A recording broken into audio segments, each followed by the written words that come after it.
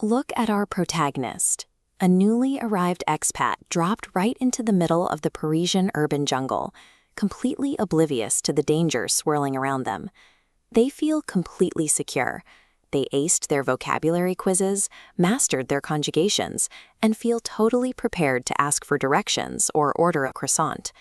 Then a native walks past and casually drops, "C'est chelou ce truc." The expat completely freezes. They know "say" and they know "truc," but everything in the middle registers as pure static. Looking at this diagram, you can see exactly where the problem starts. Classroom French marches straight ahead, optimized for universal clarity across all contexts.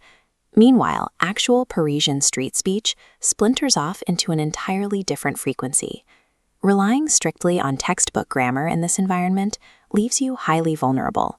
To survive, you have to immediately decode the unwritten rules of the pavement. The first real test of survival happens the moment you step off the cobblestones and into enclosed territory, like a local bakery or pharmacy. The naive expat walks up to the counter and immediately asks for a pain au chocolat, missing the single most important word in the city, bonjour. You must say it the exact second you enter the space. It acts as an absolute social contract. You are required to acknowledge the human being behind the counter before you extract a transaction from them. Skip that grading and you trigger an immediate defense mechanism. The Parisian coldness tourists complain about is largely just the local immune response to rude intruders. Then comes the second trap, the pronouns. French provides two distinct ways to say you, the informal tu and the formal vous. Tu requires an earned social rank. Dropping it on a stranger or a cashier doesn't make you look friendly. It makes you look aggressive, presuming a closeness you haven't earned. Basic survival in Paris requires 0 perfect verb conjugations. Your acceptance into the ecosystem depends entirely on proving you respect the local hierarchy. Back outside, the auditory environment takes over. Parisians move fast, and their vocalizations move even faster. The first auditory trap is the dropped negation. Textbooks teach the ne pas sandwich, like je ne sais pas. In the wild, that ne is completely abandoned. Listen for it, and you will misunderstand every negative sentence. It just becomes je sais pas. Next, whole phrases physically collapse into each other. Tu as vu compresses into t'as vu. Qu'est-ce que tu fais melts down into qu'est-ce que tu fais. As you move into denser, more diverse neighborhoods, you start hearing entirely new layers of vocabulary grafted directly onto the language. Verlan is a backslang born in the banlieue. Take a word like l'envers, meaning the reverse, cut it in half, and invert the syllables to get Verlan. Watch it apply to everyday words. Louche flips to chelou. Femme becomes meuf. Fou turns into ouf. Decades of immigration have also permanently wired Arabic into everyday speech.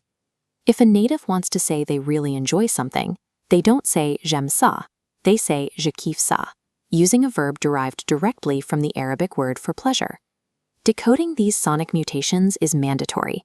Without an ear for Verlan and phonetic contractions, you remain completely isolated from the actual conversation happening around you. Let's observe a fully adapted speaker foraging for sustenance at a local corner spot in Oberkampf. When they order un café, they know exactly what they're getting, a tiny, potent shot of espresso.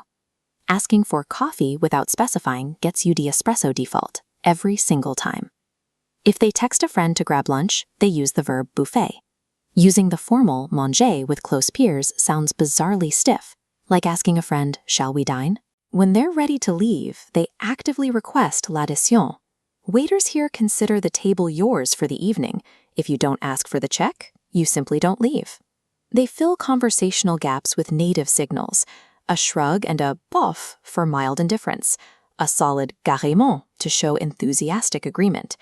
This ecosystem strictly rewards those who tune into its unspoken frequency, rather than relying on textbook rules. If you want to bridge that gap before you land, check out the StreetTongue app.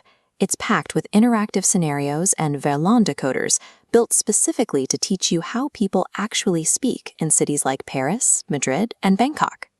Let us know down in the comments, which city's local dialect would you completely fail to survive in without a guide?